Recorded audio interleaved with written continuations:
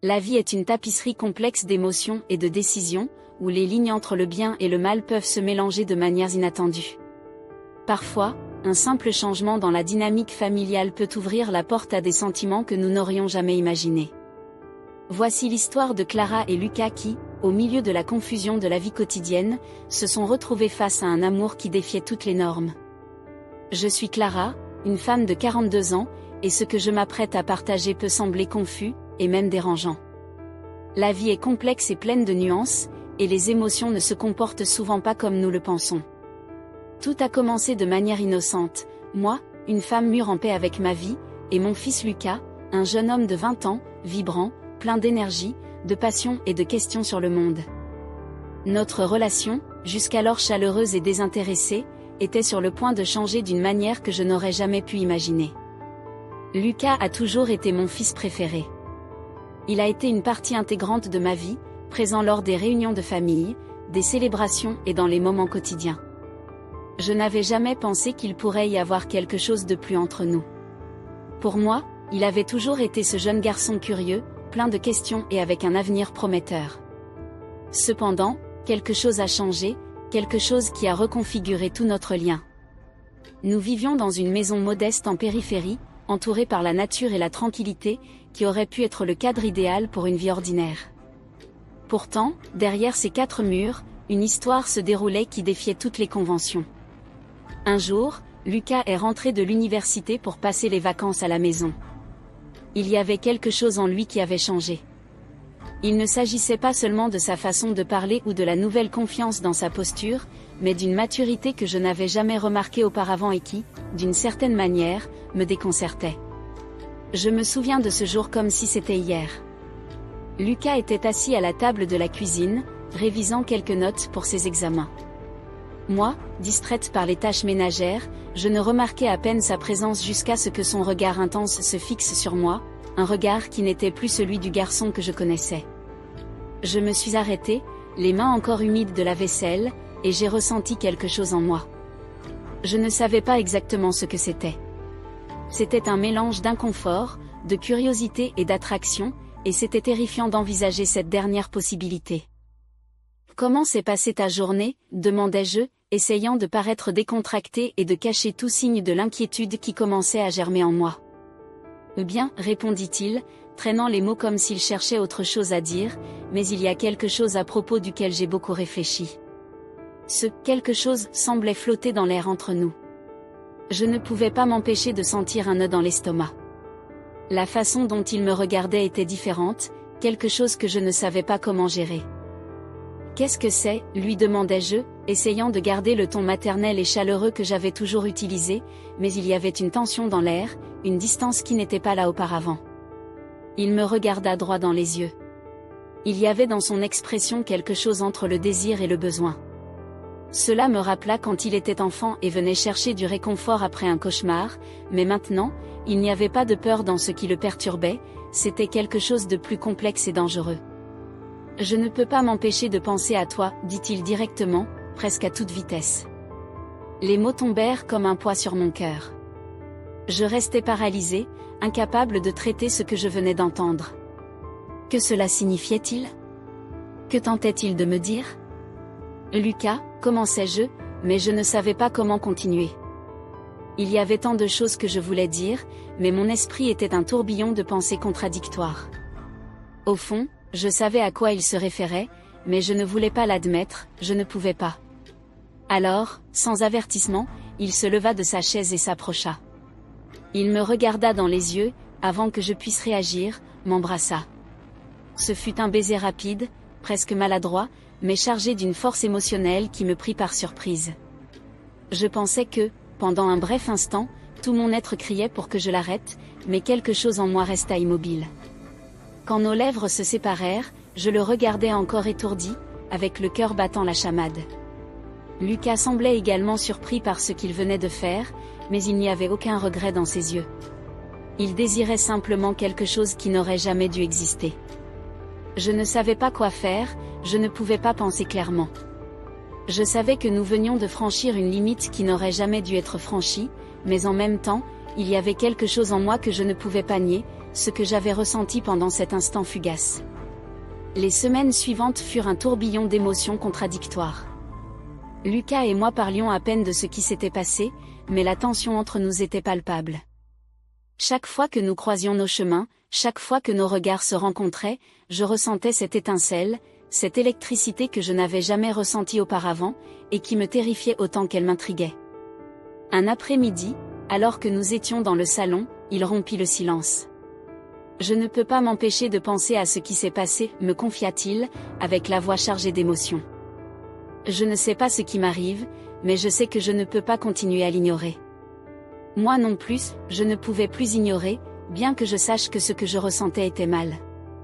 Une partie de moi se sentait vivante pour la première fois depuis longtemps. Il y avait quelque chose dans sa jeunesse, dans son énergie, qui me faisait me sentir désirée d'une manière que je n'avais pas ressentie depuis des années. Mais je savais que cela ne pouvait pas continuer. Non seulement notre relation était en jeu, mais aussi la moralité de tout ce qui se passait. Lucas, ce qui s'est produit était une erreur, dis-je enfin, essayant de paraître ferme, même si intérieurement je me sentais plus confuse que jamais. Cela ne peut pas continuer. Il me regarda avec un mélange de douleur et de détermination. Pourquoi pas, demanda-t-il. Je sais que tu ressens quelque chose pour moi. Je l'ai vu dans tes yeux. Il avait raison, et c'était la vérité la plus douloureuse de toutes, car oui, je le ressentais. Mais ressentir quelque chose ne signifie pas que c'est juste. À partir de ce moment-là, notre relation devint un constant tiraillement. Je savais que je devais arrêter cela, que la bonne chose à faire était de mettre fin à toute avancée possible, mais chaque fois que je le voyais, quelque chose en moi se rebellait. Ce n'était pas seulement ses mots ou la façon dont il me regardait, c'était la sensation d'être vivante, d'être désirée d'une manière que je n'avais jamais ressentie auparavant, et même si je me détestais pour cela, je ne pouvais pas m'empêcher d'être attirée par lui. Les choses atteignirent un point critique une nuit. Nous étions assis sur le canapé à regarder un film, mais aucun de nous ne prêtait attention. Je sentais son regard sur moi et savais ce qu'il pensait. « Que faisons-nous » lui demandai-je dans un murmure, presque plus pour moi-même que pour lui. « Je ne sais pas, mère, répondit-il, mais je ne veux pas m'arrêter. » Mon cœur s'accéléra. Je savais que si je ne mettais pas un terme à cela maintenant, je ne le ferais jamais, mais à ce moment-là, je me sentais aussi piégée que lui. Je le regardais dans les yeux et vis le même conflit que je ressentais à l'intérieur. Je savais que ce que nous étions sur le point de faire était mal, mais en même temps, je ne pouvais pas éviter de sentir que c'était inévitable. Je m'approchai, ou peut-être fût-ce lui qui le fit, je ne me souviens pas clairement. Ce que je sais, c'est qu'à cet instant, toutes mes barrières s'effondrèrent. Je l'embrassai, cette fois avec pleine conscience de ce que je faisais. Ce fut un baiser long, profond, chargé de toute l'affection et de la culpabilité que j'avais accumulée pendant des semaines. Nos âmes s'unirent dans une danse émotionnelle et physique que je n'avais jamais ressentie, et bien sûr, lui non plus, car ce n'était pas un jeune homme très expérimenté. Nous nous séparâmes après ce qui sembla une éternité, et je me sentis comme si le monde entier avait changé, mais pas de la manière que j'attendais. Au lieu de me sentir libérée, je me sentis piégée. Je savais que nous avions franchi une ligne de laquelle il n'y avait pas de retour. Le lendemain matin, je me réveillais avec un sentiment de vide. Lucas était là, me regardant avec un mélange d'amour et de culpabilité. Je savais que ce qui s'était passé la nuit précédente ne pouvait pas se reproduire. Je savais que, aussi désireuse que je fusse d'être avec lui, ce n'était pas juste pour aucun de nous. C'est alors que je pris la décision la plus difficile de ma vie. Je me levai du lit, le regardai dans les yeux et lui dis ce que j'aurais dû lui dire depuis le début. Cela doit cesser. Nous ne pouvons pas continuer ainsi. Il essaya de répliquer, mais je l'interrompis. Non, Lucas, je t'aime, mais cela ne va pas. Ce n'est pas juste pour toi, ni pour moi. Et ainsi, avec des larmes aux yeux, je m'éloignai de lui. Ce fut la décision la plus douloureuse que j'ai jamais prise, mais je savais qu'elle était juste. Je savais que, aussi désireuse que je fusse d'être avec lui, il y avait des limites que je ne devrais pas franchir. Les jours passèrent et j'essayais de continuer ma vie, reprenant ma routine, m'accrochant aux choses qui m'apportaient auparavant de la stabilité. Je repris mes activités quotidiennes, mon travail, les petits plaisirs qui me calmaient, mais rien n'était plus pareil. Il y avait une absence palpable, une ombre constante de ce qui s'était passé entre nous. Lucas partit peu après cette conversation, et bien que nous n'ayons jamais discuté explicitement de son départ, nous savions tous les deux que c'était le mieux. Le silence qui suivit son absence me fit remettre en question beaucoup de choses. Que signifie faire ce qui est juste quand les sentiments s'interposent? Jusqu'à quel point peut-on ignorer ce que l'on ressent? Je me répétais constamment que j'avais pris la bonne décision, que c'était ainsi que cela devait être, mais même ainsi, chaque nuit en fermant les yeux, je le voyais, je me souvenais de son regard intense, de ses mots chargés d'affection et du baiser qui avait tout changé. Il y avait une partie de moi qui ne pouvait pas le laisser partir. 3 mois passèrent dans ce flou. Je ne savais pas si je le reverrais un jour, mais en même temps, je ressentais un soulagement dans cette distance. Je me convainquais que le temps guérirait tout, que nous trouverions tous deux un moyen d'aller de l'avant, mais la vie, comme tant de fois, avait d'autres plans. Un après-midi d'automne, alors que j'étais au supermarché, mon téléphone vibra. C'était un message de Lucas. Je ressentis un frisson. Cela faisait des semaines que je n'avais pas eu de nouvelles de lui, et bien que j'ai essayé de rester ferme, cette notification à l'écran me fit douter de tout à nouveau. « Mère, pouvons-nous nous voir ?» disait le message. « J'ai besoin de te parler. » Mon cœur s'accéléra. Je ne savais pas quoi faire, mais je savais que je ne pouvais pas continuer à me cacher de cette situation. J'acceptais de le rencontrer, bien qu'une partie de moi sache que rouvrir cette porte était dangereux. Nous nous rencontrâmes dans un endroit discret, loin du tumulte du centre-ville.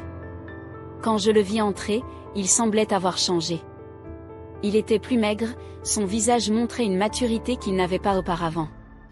Nous nous assîmes face à face, et le silence entre nous était lourd, chargé de tout ce que nous avions laissé sans dire. « Merci d'être venu, dit-il enfin, brisant la glace.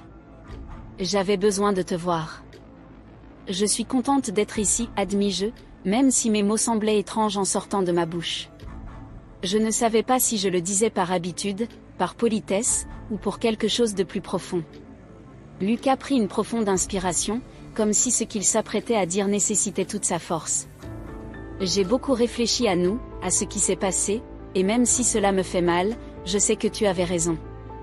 Ce n'était pas bien, mais je sais aussi que ce que j'ai ressenti pour toi n'était pas une erreur. Ses yeux étaient remplis d'une détermination qui me déconcertait. Je ne peux pas nier ce que tu représentes pour moi, mais je comprends aussi que ce que nous avons partagé ne peut pas continuer. Mes mains tremblaient légèrement en entendant ces mots. Une partie de moi s'était préparée à une dispute, à résister à ces tentatives de poursuivre ce que nous avions, mais ce qu'il me proposait à ce moment-là n'était pas cela, c'était quelque chose de plus profond, l'acceptation. « Lucas, commençai-je, mais il m'interrompit. « Non, laisse-moi finir, dit-il calmement. Ce que nous avons eu était réel, mais cela ne peut pas nous définir. Tu mérites plus, et moi aussi. Nous sommes de la famille, nous ne pouvons pas construire nos vies sur quelque chose qui est né d'une confusion, d'un mélange d'émotions qui, bien que sincère, n'était pas correct. » Je restais silencieuse. Sa maturité me surprenait. Ce n'était pas le même jeune homme qui, des mois auparavant, m'avait embrassé sans penser aux conséquences. C'était un homme qui avait réfléchi, qui avait grandi, et bien qu'une partie de moi se sentit soulagée par sa clarté, une autre partie se sentait brisée, car je savais que cela signifiait la fin définitive. Nous continuâmes à parler de choses triviales, de sa vie à l'université, de mes projets professionnels, mais tout semblait différent. Il y avait une légèreté dans l'air, une compréhension tacite que nous étions tous deux prêts à aller de l'avant. Il n'y avait plus rien à dire. Nous nous saluâmes avec une longue étreinte, une qui scellait la fin de notre histoire. Sur le chemin du retour, je fus envahie par un sentiment de paix mélangé à une douce tristesse.